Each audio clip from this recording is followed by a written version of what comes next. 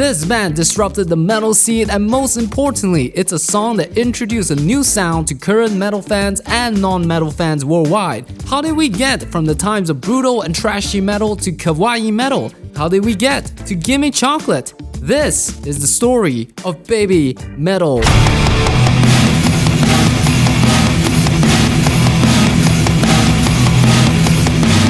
To get to Gimme Chocolate, we have to go back to a 6th grader life, and that is Kei Kobayashi, or Koba-metal, where he will be influenced with music from bands like Sakura too.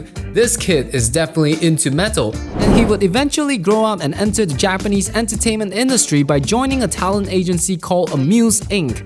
Amuse Inc. is a Japanese entertainment company that provides management services to artists, including idols, musicians, and so on. They would also produce TV and radio programs, commercial films, and movies. So you can tell, Amuse is loaded with cash and they can pretty much do anything they want. Kei Kobayashi would spend the early years of his career doing media promotion for visual kei bands such as CM Shade and Cascade. After all, that is where his musical interest lies, metal music. But his days of managing bands in the genres he loved would eventually be numbered as Japan began to experience a shift of musical preference. Idol music is on the rise thanks to groups like Morning Musume that introduce a system of changing group members, something that will be relevant later on in this story. And when we got to 2010s, AKB48 were a massive hit, and the idol industry experienced rapid growth that the media gave the phenomenon the nickname of idol warring period. I don't know about the wars the idols had to fight among rival factions. All I know is that Kei Kobayashi has a mental battle for him to fight, because if you have any experience of working with big corporate companies,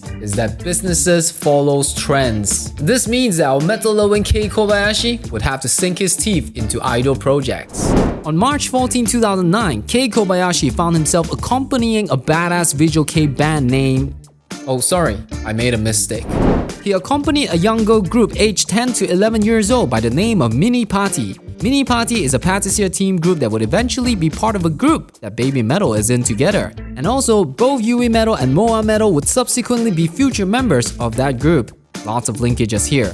The event of Kei Kobayashi accompanying Mini Party is to make an appearance at the farewell concert of Karen Girls, of which Su-metal was a member. Koba-metal didn't know it at that time, but this little girl called Suzuka Nakamoto would eventually be a massive boost to his career later on, as Amuse had plans to put together a new idol group, which centers around the theme of young high school girls. And who's gonna manage this group of schoolgirls? You know it. Also, I have to mention that Kobayashi did took notice of young Suzuka's vocal chops. Mizuno Yui was also present at the concert. Just saying, lots of linkages. Sakura Gakuin, or Cherry Blossom Academy in English, was formed in 2010 and contains around 10 to 12 members.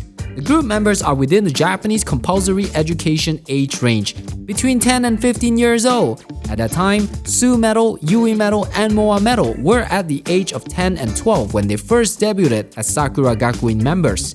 Within that year will also mark their first appearance in the sub-unit called Babymetal. To explain the idea of a sub-unit, we have to understand how Sakura Gakuin works. The academy, not a real academy, carried themes of school life and extracurricular club activities. They would release videos of them taking lessons from various senseis, performing in short skits, taking road trips, going through yearly tests, and others. When the academic year ends at the end of March, the group releases an annual studio album. New members transfer into the group, and others who finish compulsory education will be graduating, or in short, leaving the group. Su-metal would spend 3 years in the group before graduating, while yui-metal and moa-metal would spend 5 years before leaving the group. Members of Sakura Gakuin also belong to one or more of its sub-units, which are modeled after school extracurricular clubs. Sort of like you could be in a cooking club and tennis club at the same time. Each club performed with its own theme and musical genre. So that's why it's perfectly normal to see Sakura Gakuin mimicking clubs of a genuine school such as tennis, science, cooking, metal, journalism. Wait, hang on. Kinda weird to think of how a school has cooking, science, journalism, badminton, metal club? Like this doesn't fit at all with the theme of the school. It sticks out like a sore thumb. What is this, Koba? What are you trying to sneak up on us? Hear me out, guys. It's going to work. I remember back in the day there was an interview that is probably taken down by now to protect Babymetal's mystique. In it was Koba-metal saying that he was unsure what to do with this group's music as he loves producing metal songs. So he took this opportunity to create a metal club to satisfy his passion project desires. Babymetal was sort of his outlet to do whatever he wanted. You had to imagine, this was the time he had to produce 10 idol group songs and only one metal song. I'm not saying the group idol songs were bad, in fact, I love most of them. I'm just saying that let the man have at least one song before he goes nuts. In December 2010, Sakura Gakuin released its major debut single, Yume ni Mukate, Hello Ivy. Those songs were excellent and are one of my top favorite songs from the group. Yume ni Mukate carries a happy and jumpy mood and even has a very noticeable rock-driven guitar that I absolutely love. Mind you, this is supposed to be an idol song. This song being their debut carries significant meaning to many of the group's original members. It is mentioned by yui-metal that this is her favorite Sakura Gakuin song. When watching back the music video of this song and thinking in hindsight, what's cool about Sakura Gakuin is the planning that goes behind it. Check out Yume ni Mukate and see how at the 10th second, you can see the clever placement of Suzuka, Yui, and Moa as a unit performing part of the choreography. But it's not just with Babymetal. Other sub-unit members were also carefully planned in each of those shots in the music video. Fortunately, I can't just put their video over here because Amuse is really strict about their content. But if you do want to check a better version of this documentary, then go over to patreon.com/AnaKiraJapan to watch the version where I free reign with the videos and even use Babymetal song as the soundtrack of this documentary. And let me tell you this, it hits different. Also, I would love to do more documentary about Babymetal where I talk more about Su-metal, Yui-metal, and moa-metal, perhaps even Kami Ben and the Avengers. So do subscribe to this channel and support me for more Babymetal content. Back to the video. Suppose you are wondering about the 10th anniversary that Babymetal was referencing. In that case, it originates from this time when they were still a sub-unit performing for the greater goal of Sakura Gakuin, which is to become a super lady. Yes, getting the girls to become a super lady is the goal of the academy, and it's up to them on defining the meaning of that. So if you think about it, Su-metal and moa-metal has definitely achieved that. Yui-metal meanwhile will be carving out her new meaning of a super lady. Let's continue to support her. As a sub-unit, Babymetal's first ever song Doki Doki Morning is included in Sakura Gakuin's first album. I didn't know about Sakura Gakuin at first, and I could imagine someone new listening to the album going from Hello Ivy to Doki Doki Morning will definitely make them scratch their head. Doki Doki Morning sticks out like spikes on a road or an oasis in a desert. You cannot not notice it.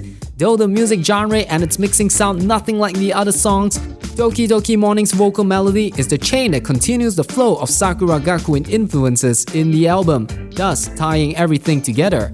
Babymetal would eventually make their live debut at Sakura Gakuin Festival 2010.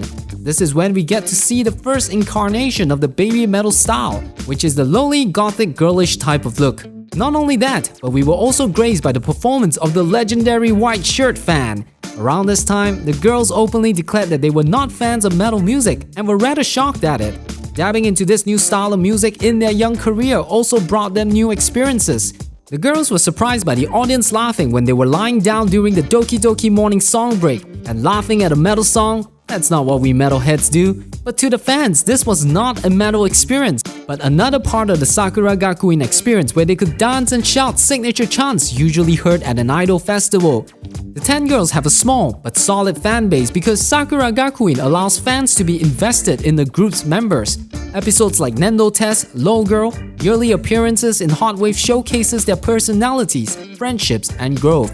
So if you are wondering why are Babymetal fans talking about DeLoreans and tomatoes, it was a product of this time. From that, there were also way much more media promotions the girls will participate in, something that the Babymetal in the future doesn't do as much. Or maybe they were just A. not given a chance to, B. have to protect the mystic of the group, C. language barrier before the girls were able to speak English well enough, or D. whatever Koba-metal is thinking when managing this project. Babymetal as a sub-unit were allowed to make appearances in interviews unmanaged. They have the free reign to express whatever their youth allows them to, because they're just kids. As they grew older, the girls would tackle overseas interviews with predetermined answers such as Only the fox got nose. By the time 2011 came, Sakura Gakuin would continue marching forward with the release of their second album, Friends, which I think is the best SG album, and as well as continuing the motion of the other sub-units' music such as Twinkle Stars, Sleep Peace, Mini Party, and Babymetal. This was when they debuted their next song called IINE, mixing sounds that were similar to the bands such as Fear and Loathing in Las Vegas. And the following year of 2012 would see the debut of Headbanger, Babymetal's third song. According to moa-metal and yui-metal, the song has such a brutal choreography, they were unable to move their necks the following day after practice. Babymetal would also make an appearance outside of Japan in an anime festival at Singapore, something that Sakura Gakuin had not achieved yet. This is an early sign of Babymetal having far more potential than its main unit, but all good things will come to its end. 2012 is also when Headbanger would be the last Babymetal song within the idol group, as Suzuka Nakamoto, the Seto Kaicho, is graduating. Remember the structure I was talking about earlier? So many questions regarding Babymetal's status were in people's mind, but each time a door closes, a greater one will open. With no longer being under the umbrella of an idol group, Babymetal would begin to open up its own path that was not guided by Sakura Gakuin's format. As Suzuka puts it in the graduation, Sakura Gakuin's songs are special. As that year's leader, who usually carries the most vocal lines, you could picture how Suzuka would do her best to bring out Sakura Gakuin. But for the first time ever, Suzuka will embrace the metal side fully and lead Babymetal not as a sub-unit, but as a primary vehicle this time. On January 9, 2013, Babymetal debuted on a major record label with IJIME DAME ZETTAI. This was a song that you could tell was different than the Babymetal music they had while in Sakura Gakuin. Some prime examples can be seen in a much more mature sounding arrangement, deeper meaning that focuses on stopping bullying, and of course, guitar solos. That is a first for Babymetal. IJIME DAME ZETTAI was proving to be a big hit for the band as it sold 19,000 copies in its first week and debuted at number 6 in the Oricon Weekly Singles Chart. It was also used as a closing song for their live performance at Budokan. Now that's saying something.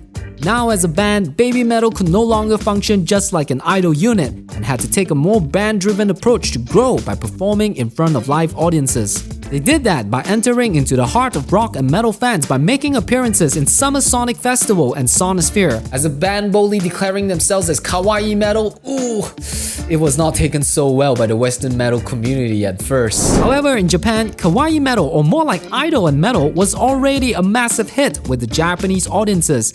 Metal and idol is their thing, and Babymetal is a perfect band to fuse up the two genres. Babymetal's appearance as a whole may look comical, but the Japanese fans were able to see that they are treating both sides of the genres seriously and honestly, which now that I think back could be the reason why Babymetal was generally not accepted too well in the Western world. Metalheads do not like the idea of big corporate music labels manufacturing music, especially if it's metal music. And Babymetal's background, in a way, is exactly that.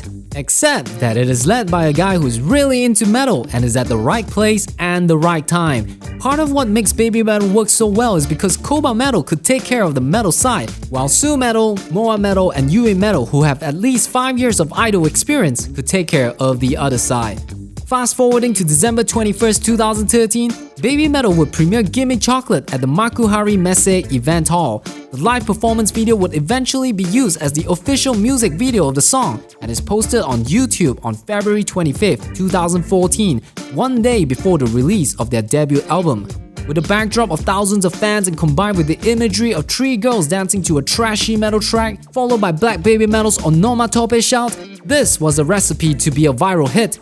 What also makes this a great kawaii metal song is found in the lyrics. As explained by su-metal, the lyrics of the song are about girls and women who love to eat chocolate, but they are afraid of putting on weight. Yup, typical metal issues. When recording Gimme Chocolate, even both yui-metal and moa-metal are shocked at what they were asked to scream. So it wouldn't be surprising when all of us listen to this song for the first time. Just 2 months later, after the release of Gimme Chocolate on YouTube, the Fine Brothers will record an episode of YouTubers React covering Babymetal and the music videos of Doki Doki Morning, IINE, and Gimme Chocolate. My reaction when I first saw that video was, what on earth is this? I was stunned, but I was filled with excitement and wanting to check out more about them. Somehow I could feel that these are not some random guys who are parodying metal. It felt like there was something more. In all my years of listening to metal, I have never felt this type of emotion before, which is happiness. That's weird. In my early months of listening to Babymetal, I would always get back to that Fine Brothers episode, which is unfortunately taken down, to feel the excitement of seeing someone new discovering them. And that's how I got to Gimme Chocolate. But what about you? How did you get to Gimme Chocolate? Let me know in the comment section down below. If you enjoyed this documentary, then you might be interested to check out the Patreon version, where I use Babymetal song as the soundtrack. Let me tell you this, it hits different. Go to patreon.com/AnakiraJapan and support this channel for more Babymetal content. Don't forget to subscribe to this channel and like this video so that more people can know about Babymetal. And I'll see you again next time for another Babymetal video.